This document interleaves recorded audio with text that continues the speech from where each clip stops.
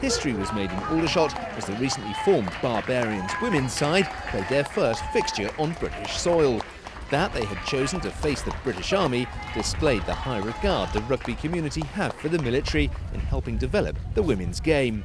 Depleted by deployment, injury and a call-up into the Commonwealth Games meant the Army were not at full strength.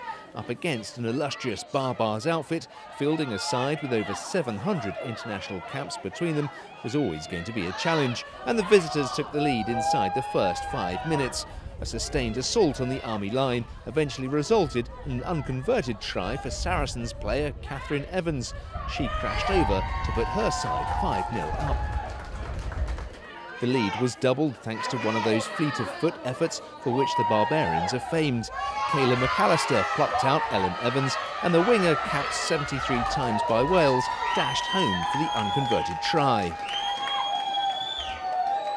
More of the same followed minutes later. This time it was Bristol and England winger Sydney Gregson who gave the Army defence the slip, galloping in for a converted try to help the Barbarians establish a 17-0 advantage.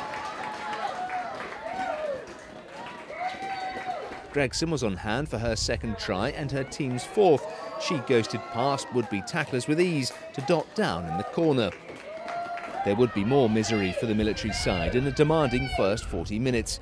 Irish international Nora Stapleton put in a crossfield kick that Gregson eventually gathered. Then it was a simple task of the ball finding its way to Jess Wooden for try number 5. Ellen Evans was indebted to the Irish fly half as she notched up her second try.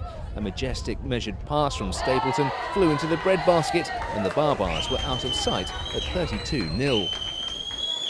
The visitors did add to their score in the second half, but not by much. German second row Nora Baltrawhite touched down for the only points after the break. This match was their last before the Army embark on their inter-services campaign. Though much of it spent on the back foot, the women in red will be ready for whatever the Air Force and Navy have to throw at them next month. We had an opportunity to play a side who's got in excess of 700 caps between them. Will be slightly different to what we're going to come up against the RAF, but we wanted a challenge and we certainly got a challenge. We know we're going to go to the services and the RAF are going to bring it to us this year. They've been coming at us slowly, but we needed this game to push us, to show where we can go. It's a phenomenal fixture. It's always great to play. I've played against the Army in the past, been lucky enough, but yeah, great for the Baa-baas to get us on the map and for all the women's rugby. Yeah, here we are in 2018 and at last the Barbarians women are up and running. It says so much about where the sport's come in the last sort of 20-25 years. Well, it's leaps and bounds, isn't it? It's just such a huge, and thank you to Fiona Stockley and all this behind the scenes staff that have made this happen, and obviously the Barbarians committee have just been brilliant.